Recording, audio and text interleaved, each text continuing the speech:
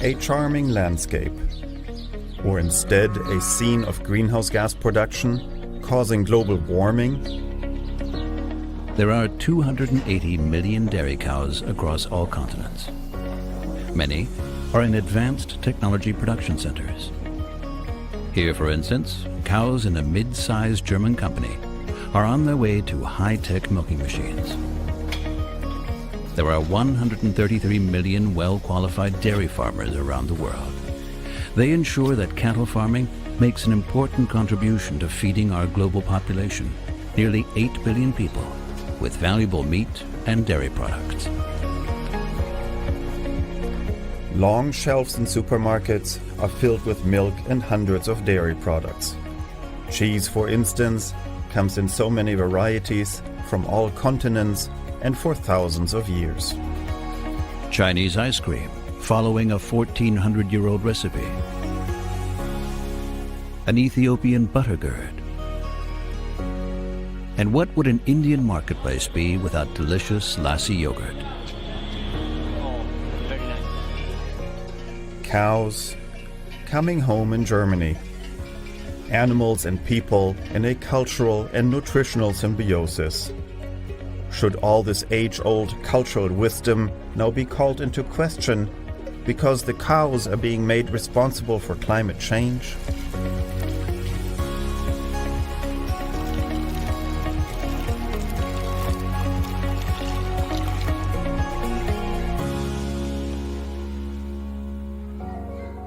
Children drinking milk in school.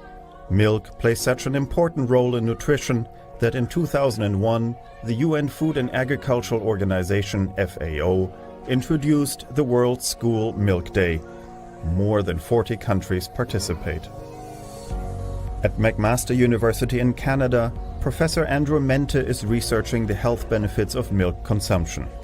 The globally organized Pure Research Project involves 135,000 people from all socio-cultural backgrounds of the world. Its results are clear. So higher dairy consumption, particularly whole-fat dairy, is associated with a lower risk of mortality and cardiovascular disease, particularly a lower risk of stroke. Nonetheless, in Germany, the public TV stations ARD and ZDF warn against milk because of climate change. Here excerpts made for a target group of 14 to 29-year-olds. Milk has a relevant impact on our climate. Even though the CO2 emissions of dairy production have decreased since 1990, the dairy industry is still responsible for 3% of all global greenhouse gas emissions, more than all the airplanes in the world. Plenty of milk means many cows. And those cows are heating up the climate of our planet, so we're told. The cows emit lots of methane, and that methane is hurting our climate. There is an increasing amount of discussion on how we can reduce our meat and milk consumption. Meat and milk taxes are considered, or even bans are requested. But how are cows and climate really related?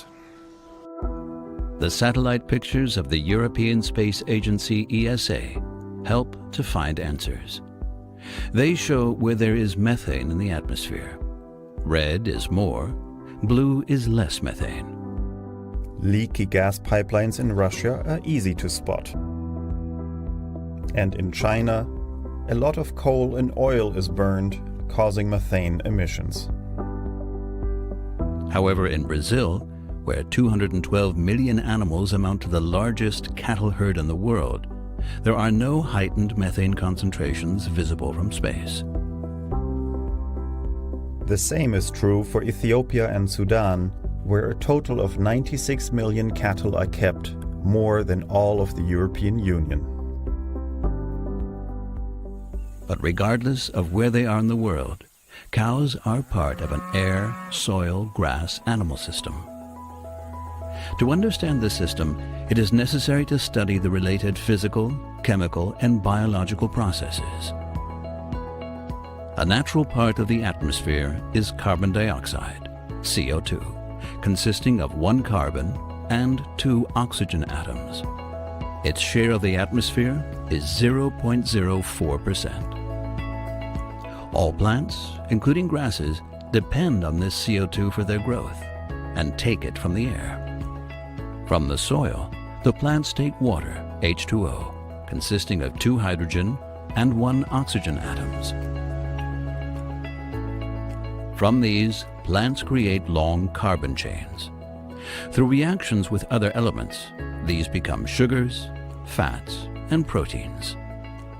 Ruminants, for instance cows, eat these grasses and so take in the sugars, fats, and proteins. And with them, they produce the milk in their udders. Humans eat these carbon chains in the form of milk and dairy products.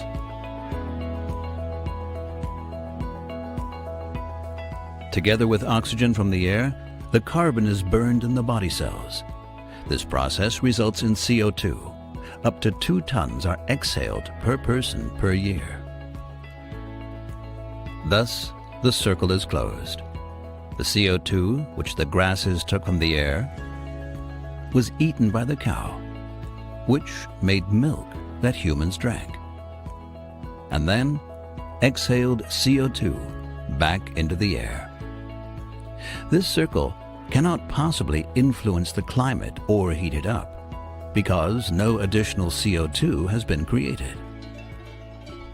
There are no doubts about the importance of livestock cattle for the nutrition of humans. The main food for cows are grasses, which are made of long and tough carbon chains, the cellulose. Grasses are completely indigestible for humans. Therefore, there is no competition for food between cattle herds and humans. Research conducted by FAO shows that only 14% of the feed of all livestock would be suitable for human consumption. The cattle herds ensure that these otherwise useless agri-resources become valuable to people in form of nutritious meat and healthy dairy products. Cows turn 20,000 kilograms of feed into 10,000 kilograms of nutritious milk.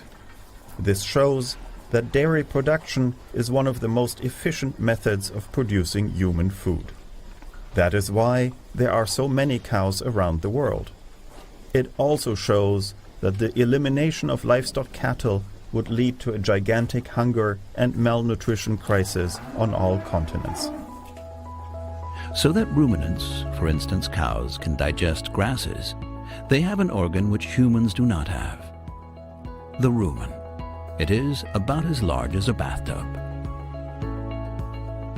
Inside the rumen, bacteria feed on the cellulose of the grasses and break it down into easily digestible components.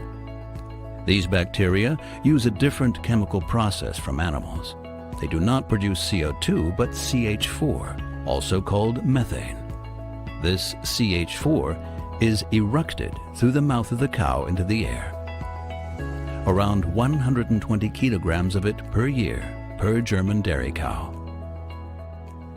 Methane remains in the atmosphere for a short time period. Because methane might be absorbing more heat energy than CO2, some climate scientists believe it causes damage to the climate.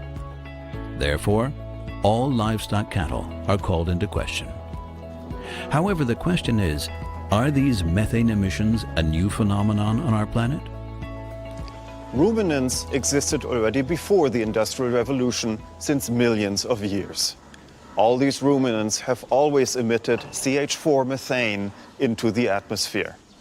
The question is, do we nowadays have more ruminants on the planet because of these domestic cattle herds, and therefore we have more methane emissions compared to before the Industrial Revolution?